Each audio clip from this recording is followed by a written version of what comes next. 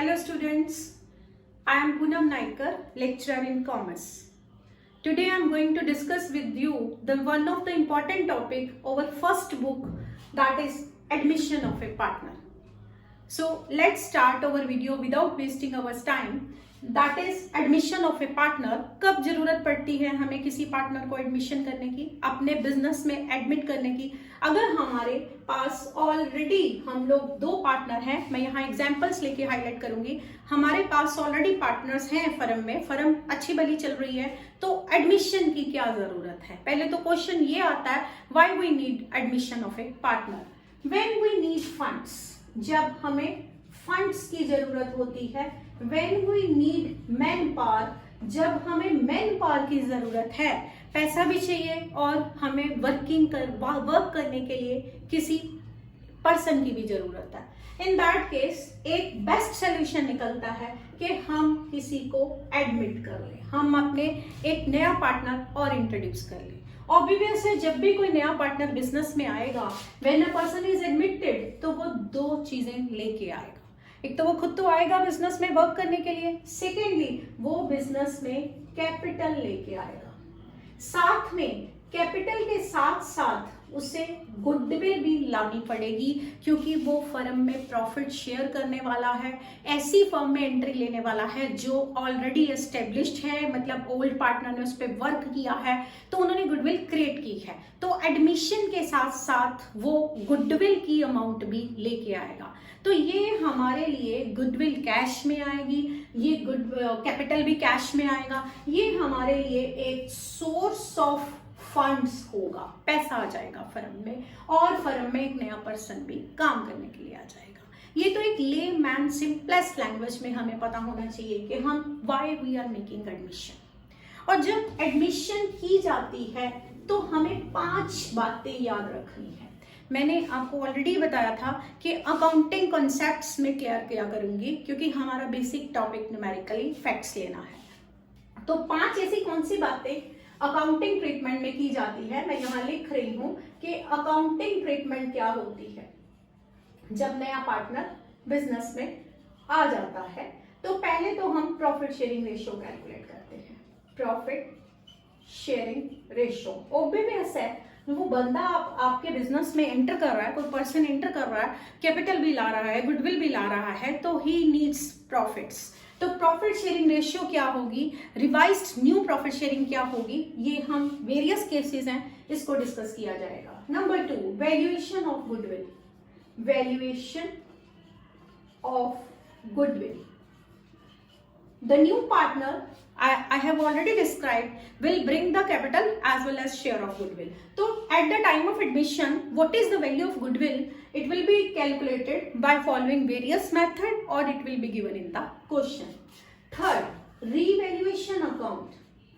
Revaluation account. जिस दिन नया पार्टनर बिजनेस में एडमिशन लेगा, उस दिन वो फर्म में ऑनरशिप राइट्स ले लेगा, उसका फर्म की एसेट्स के ऊपर राइट होगा। पर वो एसेट्स जो ओल्ड पार्टनर ने अपनी कैपिटल से परचेज की है, बिजनेस फर्म के लिए परचेज की है, उनके ऊपर उसका राइट होगा। तो उसके दिन, हम जिस दिन वो एडमिशन लेगा, हमने सारी एसेट्स और लायबिलिटीज को रीवैल्यूएट कर देना है, मतलब न्यू और revise market value of that day will be introduce in the business. तो इसके लिए हमें एक रिवैल्यूएशन अकाउंट बनाना पड़ेगा। इस रिवैल्यूएशन अकाउंट को भी मैं आपको बना के लेटर ऑन दिखाऊंगी भी, how we will prepare it. तो ये प्रॉफिट या लॉस अपेयर करेगा, इससे ओल्ड पार्टनर आपस में डिस्ट्रीब्यूट कर लेंगे। उसके बाद हम लोग प्रिपेयर करेंगे कैपिटल अकाउंट।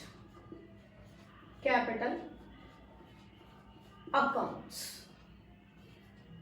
तो सभी पार्टनर, अगर 2 पार्टनर पुराने हैं और एक नया है, ABC, तीनों के हम कैपिटल अकाउंट्स प्रिपेयर करेंगे। और 5th, ये क्वेश्चन एंड अप हुआ करेगा हमारा बैलेंस शीट के साथ। तो 5 स्टेप्स हमें 6 मार्क्स के क्वेश्चन में करने पड़ेंगे। प्रॉफिट शेयरिंग रेशियो निकालनी पड़े करेगी, गुडविल या तो दी होगी, नहीं तो फॉर्मूला लगा के कैलकुलेट की जाएगी। रिवैल्यूएशन अकाउंट प्रिपेयर करना पड़ेगा एंड कैपिटल अकाउंट्स बनाने पड़ेंगे, बैलेंस शीट बनानी पड़ेगी। ये क्वेश्चन CBSE सिलेबस में 6 मार्क्स और अब जैसे हम सोच रहे हैं कि कोविड-19 के कारण हमारा सिलेबस अगर रिड्यूस होगा तो बाकी चैप्टर्स की वेटेज इंक्रीज हो जाएगी। तो ये लॉन्ग क्वेश्चन जो आता है इसका, वो हमारे पास 6 मार्क्स और 8 मार्क्स के साथ कंस्टिट्यूट करता है। तो how important it is for us to learn this chapter. तो आज का मेरा जो टॉपिक ऑफ डिस्कशन है वो मेरा ये है, profit sharing ratio. So let's discuss profit sharing ratio. मैं यहाँ पे आपको बताती हूँ कि हमने अपनी प्रॉफिट शेयरिंग रेशियोज कैसे कैलकुलेट करनी। प्रॉफिट शेयरिंग रेशियो, एक केस, डिफरेंट केसेस हैं। सभी केसेस में हम न्यूमेरिकल के थ्रू इसको अंडरस्टैंड करें तो वो विदाउट वेस्टिंग टाइम हम इसे समझ जाते हैं। पहला केस जो हम लेते हैं कि हमारे पास ऑलरेडी 2 पार्टनर हैं, ए और बी, और क्वेश्चन में हमें उनकी रेशियो भी गिवन है। लेट्स से मैं यहाँ ले रही हूँ A and B are partners and their profit sharing ratio is 3:2 and new partner C is admitted. ये नया पार्टनर सी एडमिट किया जा रहा है और ऑब्वियस है ये ओल्ड रेशियो है और हमें न्यू रेशियो दी है सिर्फ न्यू पार्टनर की 1/4। ये क्वेश्चन का एब्स्ट्रैक्ट है जिस क्वेश्चन को लेके हम यहाँ पे डिस्कस कर रहे हैं। Old ratio of old partner and new ratio of new partner is given. In that case हमने क्या करना है, हमने ले लेना है let total profit 1, let total profits 1। सबसे पहले नए पार्टनर को प्रॉफिट दे दीजिएगा। हमने लिखना है सीज शेयर 1/4 और उसके बाद हमने रिमेनिंग प्रॉफिट्स निकाल लेंगे। रिमेनिंग प्रॉफिट्स कैसे कैलकुलेट करेंगे, total profits minus C's share. Total profit 1, C's share 1/4, LCM अगर लगा के करें और सिंप्लीफाई करें तो रिमेनिंग प्रॉफिट 3/4 आते हैं। तो अब हमने न्यू प्रॉफिट शेयरिंग रेशियो निकालनी है। न्यू प्रॉफिट शेयरिंग रेशियो, तो उसके लिए एक फॉर्मूला लगेगा। हम लेंगे remaining profits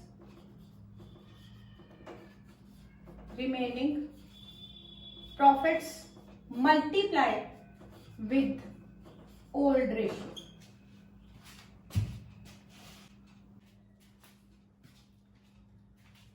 New profit sharing ratio formula will be remaining profits multiplied with old ratio।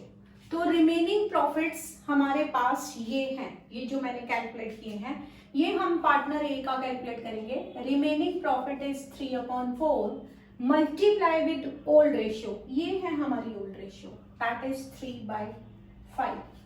तो आपने कटिंग लेस कीजिएगा सो दैट आपका मल्टीप्लिकेशन करके डिनोमिनेटर हम सेम ले लेंगे। तो 9/20 ये ए का न्यू प्रॉफिट शेयरिंग रेशियो आ गया। बी का हमने सिमिलर वे से कैलकुलेट कर लिया, दिस इज 3/4 इंटू 2/5 क्योंकि उसका रेशियो 2/5 है, तो दैट कम्स एज 6/20। सी का तो ऑलरेडी हमारे पास न्यू है क्योंकि वो नया पार्टनर है, उसका न्यू रेशियो दिया है, मैं उसको यूं ही इसके साथ लिख लेती हूँ 1/4। पर एक चीज नोटिस कीजिएगा, डिनोमिनेटर सी का सेम नहीं है, तो उसको इक्वलाइज करने के लिए 5 से मल्टीप्लाई 5 से डिवाइड कर दिया तो उसका आ गया 5/20। तो in according to this first case हमारी न्यू रेशियो जो मैंने कैलकुलेट कर ली वो मेरा यहाँ पे 9:6:5 है। सो ये केस फर्स्ट वाला किया है जिसमें हमने पार्टनर्स की new profit sharing ratio calculate की है, टोटल प्रॉफिट अज्यूम करके 1। अब इसके साथ रिलेटेड प्रॉफिट शेयरिंग रेशियो को ही कैलकुलेट करने का सेकंड मेथड जो मैं यहाँ पे करने वाली हूँ सेकंड इस पार्ट में, तो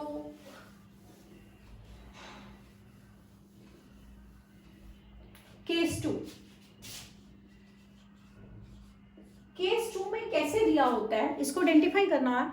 जैसे हमारे पास ओल्ड पार्टनर की प्रॉफिट शेयरिंग रेशियो दी है, A and B are partners sharing profits in the ratio 3:2। Same है, लेकिन एक चीज हमने डिस्कस देखनी है, डिफरेंस क्या है। C is admitted for 1/4 share in profit।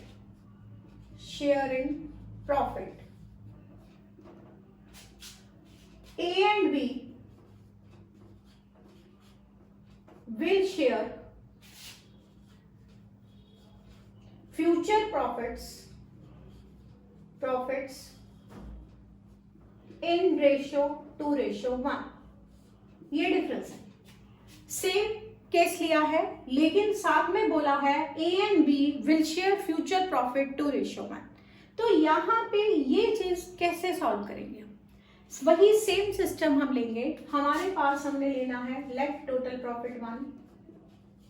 पहले हम एक सिचुएशन बना सकते हैं, जैसे ये बनी ही हुई है ऑलरेडी हमारे पास। सेम हम यहाँ पे कैरी ऑन करें, ये हमारी सेम ऐसी सिचुएशन बनेगी। ओल्ड पार्टनर ABC है, इसी में से अब्स्ट्रैक्ट हमने निकाल लिया है। हमारे पास ओल्ड रेशो 3:2 है, न्यू रेशो ऑफ C 1/4 है, लेकिन साथ में उन्होंने बोला है कि A और B फ्यूचर के जो प्रॉफिट है वो 2:1 में शेयर करेंगे। तो इस सिचुएशन के साथ रिलेटेड मैं सॉल्व कर रही हूं। Let total profit 1 C's share 1/4। नए पार्टनर को सबसे पहले दे देंगे प्रॉफिट। तो टोटल प्रॉफिट्स में से 1/4 हमने उसे दे दिया, तो हमारे पास 3/4 रिमेनिंग प्रॉफिट्स हैं। ये रिमेनिंग प्रॉफिट्स A और B ने शेयर करने हैं। बचे हुए profits they are going to share. पहले क्वेश्चन साइलेंट था कि वो कैसे शेयर करेंगे, तो मैंने फॉर्मूले में इसे ओल्ड रेशो से मल्टीप्लाई कर दिया।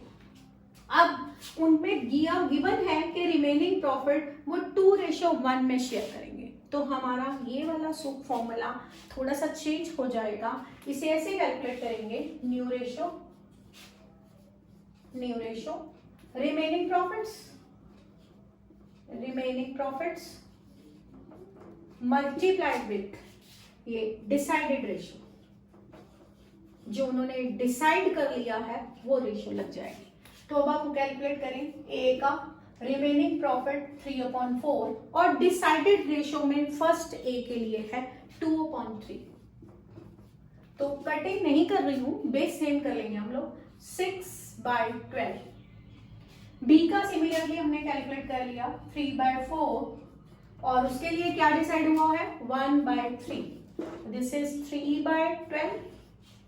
C का तो ऑलरेडी ही हमारे पास न्यू है, दैट इज 1/4 ये। तो C को हमने उनके साथ ऐसे ही लिख लेना है 1/4। अब इसका भी डिनोमिनेटर सेम लाने के लिए, इक्वलाइज करने के लिए 3/3 यानी कि ये आ जाता है 3/12। तो इन दिस हमारी जो न्यू रेशियो हमने ऑब्टेन की है वो आई है 6:3:3। तो आज हमने ये लर्न किया प्रॉफिट शेयरिंग रेशियो के दो केसेस। वैसे एक ही केस को इलेबोरेट करके ही बताया गया है। एक में हमें सिर्फ ओल्ड पार्टनर की ओल्ड रेशियो गिवन है और साथ में न्यू पार्टनर की न्यू रेशियो गिवन है। हमने इसको इस तरीके से सॉल्व करना है।